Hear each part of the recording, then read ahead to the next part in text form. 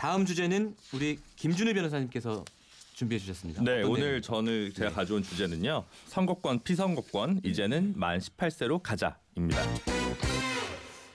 이게 현재는 투표권 기준이 만 19세인데 이걸 만 18세로 가져가자는 얘기죠? 네, 그렇죠.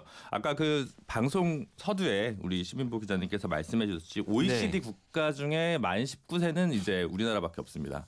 전 세계적으로 선관위에서 조사한 190개 국가 중에 만 19세는 대한민국밖에 없어요. 이게 재밌는 게 만 20세인 나라도 있고 만 21세인 나라도 있고 17세, 16세 다 있는데 19세는 대한민국밖에 없습니다.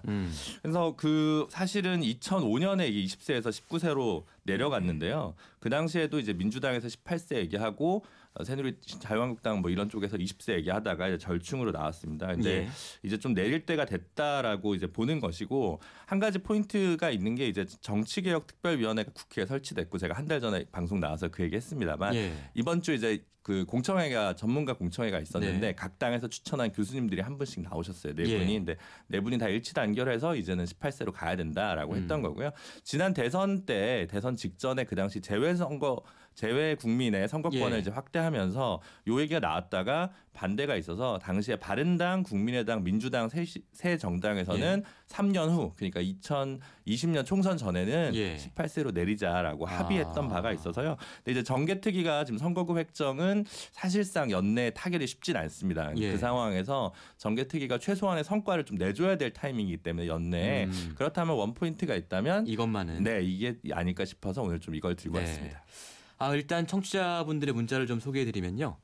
2421번님께서는 찬성합니다. 저는 초등학교 2학년 아이들을 지도하는 선생님인데요.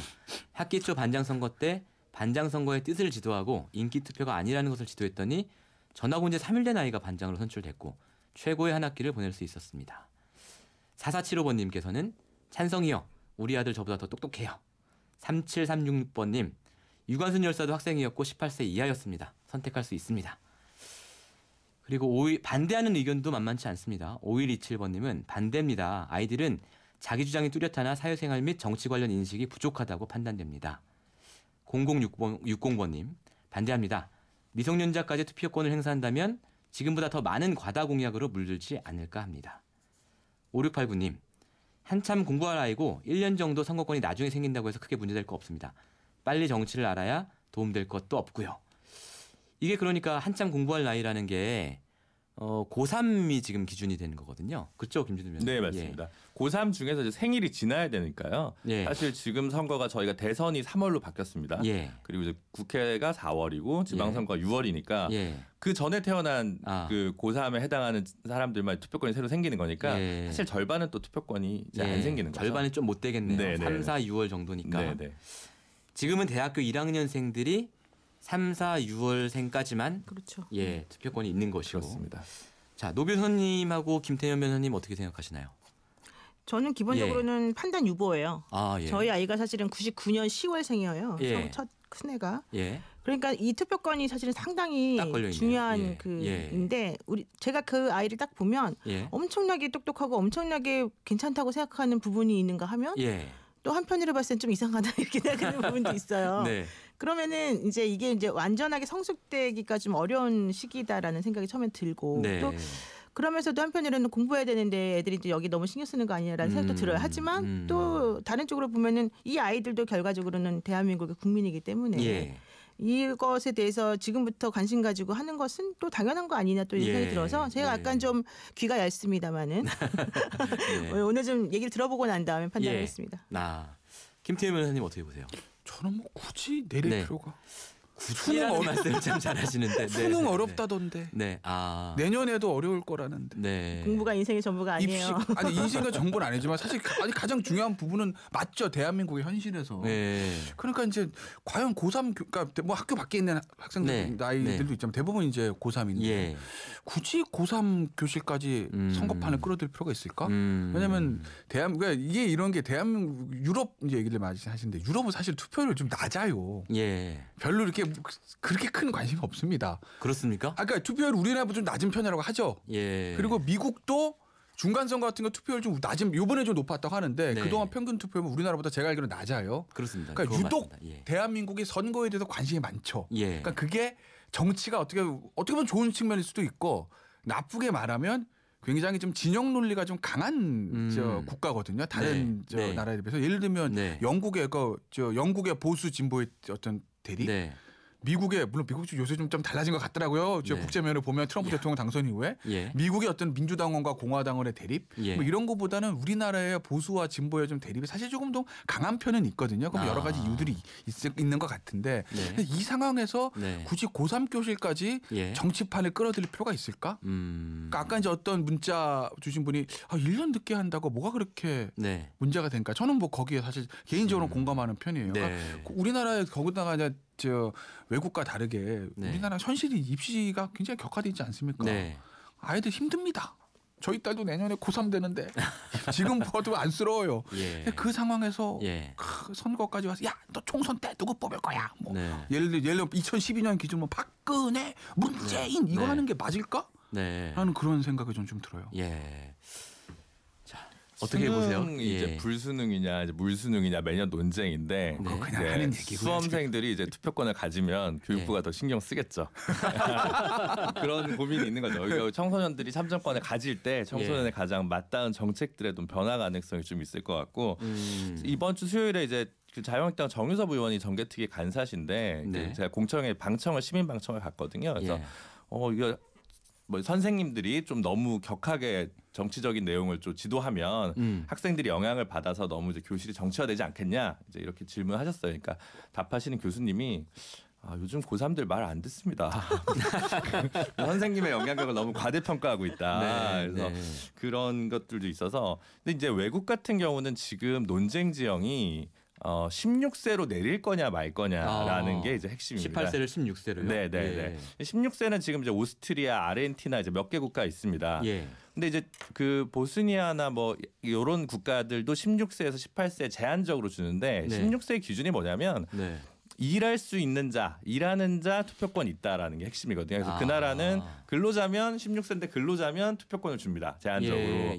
그러니까 이제 지금 저희가 그 18세가 70년대 외국에서 내려왔는데 핵심은 미국에서 베트남전이었어요. 병역으로 이제 징집을 하는데 왜 우린 투표권을 안 주냐? 그럼 전쟁에 대한 그런 배경이 있군요. 네, 그렇습니다. 그래서 우리도 지금 병역은 18세이기 때문에 18세는 이제 이건 맞는 것 같고 이제 그 원래 이제 경제적으로 자유롭고 이제 그 세금을 내고 말하자면 소득세, 직접세를 내면 당당한 시민이고 투표권을 행사할 수 있다. 이게 사실 이제 철학으로 깔려 있는 건데 그래서 16세까지 가는 데는 좀 시간이 걸릴 겁니다. 근데 18세까지는 사실 이제 거의 뭐 100 몇십 개 나라가 대부분 하고 있기 때문에 우리가 좀 트렌드에 떨어진 거고 유럽엔 없거든요. 18세 다 이하로 내려가고 폴란드 정도 빼고는 다 그렇기 때문에 그리고 이제 가까운 일본이 몇 년 전에 20세에서 18세로 내렸어요. 그래서 그동안 이제 일본이 방패막이 됐는데 내려왔기 때문에 때가 되었다라는 생각이 좀 듭니다.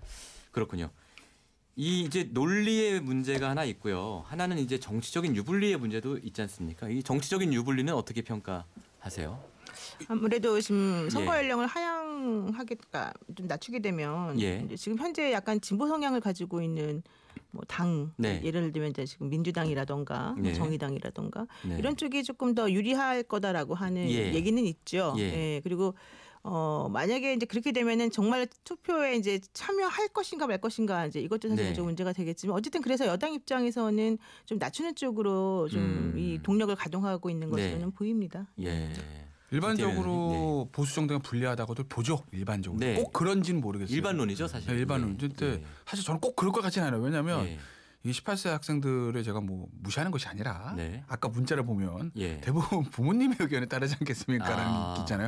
그런 확률이 사실 높긴 해요. 그러니까 자영자나 보수 정당 걱정하는 건 뭐냐면 선생님들 이제 항상 이제 뭐 전교조를 이제 예를 드는 거죠. 자성적 중에서 야 전교조 선생님들이 많은데 학교에서 자꾸 그래 정치적인 반론들 하면 애들이 그거 들어가지고 선생님 따라서 찍는 거 아니야? 네, 아까 김준우 변호사님 말씀드리는 근데 말 안 듣는다고. 근데 아무래도 부모님들 영향을 많이 받죠. 사실 부모님들이 문재인 대통령 지지자인데 학생은 나는 문재인 대통령 제일 싫고 뭐 예전에 박근혜 전 대통령 좋아요. 뭐 이런 사람 뭐 얼마 있겠어요. 반대 케이스도 마찬가지고 그렇잖아요. 그 집안의 분위기라는 게 있으니까. 그러니까 사실은 뭐 18세 준다고 해서 뭐 자유한국당을 톡톡 분리하고 뭐 그럴 거라고 저는 생각은 안 하는데 근데 일반적으로 보수 정당 입장에서 보면 젊은 유권자들이 늘어나는 걸로 조금 싫어하죠. 예. 그리고 반대로 이제 그 진보정당 쪽에서는 예. 노령 유권자가 늘어난 걸로 인구 고령화를 조금 네. 큰일 났네. 나이가 들어가면 사람이 점점 보수화되는데 이런 생각들 하고요. 근데 그것도 사실은 이제는 좀 깨져가는 것 같아요. 저는 그렇죠. 큰 유불리는 없을 거라고 봐요. 또 과연 지금의 10대들이 정말로 진보 정당을 더 많이 지지하는가? 이것도 사실은 생각해볼 문제고요. 확인을 해봐야 돼요. 네, 그것도 사실은 예전에는 이런 문제 있었잖아요. 이제 북한의 문제에 대해서 젊은 유권자는 대부분 북한의 우호적이다 이렇게 했었는데 얼마 전부터 그것도 또 깨진다는 거 아니겠죠? 예, 그렇습니다. 예. 북한은 17세 투표권이라고 하더라고요. 아, 북한 투표 있어요? 거기? 그걸 제가 확인이 안 돼가지고 근데 투표권은 이제 형식적으로는 그렇다고 하더라고요. 그렇군요. 네. 투표권에 어떤 의미가 있는지 모르겠지만 예. 투표권을 사실은 연령을 상한한 나라도 있습니다. 올린. 너무 내렸다가 이란이 그런데요. 15세에서 18세로 올렸다고 하더라고요. 몇 년 전에. 근데 너무 낮춰가지고 그런 경우라서 저희가 따라가기에는 좀 애매한 케이스인 것 같습니다. 저는 이분 의견에 동의하는데요. 지금 4898번 끝번호 쓰시는 분이 다른 건 몰라도 교육감 투표권은 줘야 한다고 생각합니다. 교육감 공약이 학생 위주가 아니라 학부모 위주로 가고 있다고 이렇게 말씀하셨어요. 저는 이거 정말 전적으로 동의하는 게 지난번 우리 교육감 선거할 때 사실은 아이들이 가장 이 핵심이 되는 이 교육과 관련된 분야에서 목소리를 낼 수 있는 사람들인데 그 아이들의 목소리는 다 어디로 가버리고 반영이 전혀 안 되잖아요. 그래서 저는 뭐 다른 건 정말 모르더라도 이 교육감 선거 관련돼서는 줘야 된다. 또 하나는 투표권이라고 하는 거 지금 18세를 낮추냐 안 낮추냐 보다도 우리나라는 연령이 너무 이상해요. 어떤 거는 19세 적용되고 어떤 건 18세 적용되고 뭐 이상하거든요. 저는 이거 좀 통일시켜야 될 필요가 있다. 이렇게 봅니다. 그러니까 핵심은 이제 권리와 의무의 균형 이거인 것 같고 어떤 정책을 결정할 때 그 정책에 영향을 받는 그 당사자들이 정책에 영향을 미칠 수 있어야 한다. 이 부분이 아닐까? 뭐 이렇게 생각이 드는데요. 지금 이게 어떻게 되고 있습니까? 법 개정안은 발의된 상태죠? 법 개정안을 내기가 되게 쉽잖아요. 19세를 18세로 바꾸자 이렇게 되면 되니까. 숫자 하나만 고치면 되니까. 공직선거법이 이제 있고 그다음 방금 노영희 변호사님 얘기하신 이제 지방교육 자체에 관한 법률에서 이제 하나 내리는 게 있고 그다음에 이제 주민투표법, 주민소환법, 그다음에 정당법에서도 정당 가입 연령을 제한을 하고 있는데 이런 것들에 대해서 이제 여러 가지로 법안이 많이 나와 있습니다. 뭐 표창원 의원안, 바른미래당의 하태경 의원, 그다음에 뭐 정춘숙 의원, 송옥주 의원, 이재정 의원 너무 쉽기 때문에 많이 됐어요. 근데 최근에 정개특위위원장이신 심상정 의원께서 선거구 획정 외에 나머지를 토탈 패키지로 해서 최근에 또 발의를 하셨거든요. 그래서 18세로 정리를 했고 정당법, 정당 가입 같은 경우 표창원 의원안은 이제 아예 연령 제한을 없애고 각 정당이 알아서 정하자.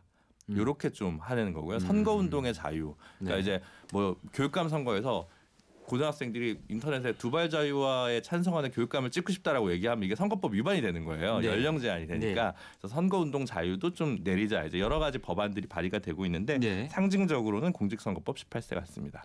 그럼 정치적으로는 이게 지금 다른 당은 전부 동의를 하고 있고 자유한국당만 설득이 되면 되는 거예요? 자유한국당 김성태 원내대표께서 얘기하신 거는 학제 개편과 연동돼야 된다. 교실의 정치화를 막아야 되니까. 이제 그런데 그게 약간 좀 연기하려고 하는 마음속에 내밀한 게 있으시지 않을까. 왜냐하면 이 학제 개편안을 내놓으신 건 아니거든요. 그럼 이제 뭐 외국처럼 9월 학기로 가자 뭐 이런 식의 이제 이야기들인데 그렇게 얘기하는 건 조금 순간을 좀 면피하기 위한 게 아닌가. 죄송한 말씀이지만 그런 좀 분석이 일반적인 것 같습니다. 알겠습니다. 그러니까 학제 개편은 워낙 시간이 오래 걸리는 일이기 때문에 그거를 이제 연동을 시키자는 건 당장 할 생각이 없다. 뭐 이런 뜻으로 보이네요. 평일 아침 7시 20분 시민보의 시선 집중.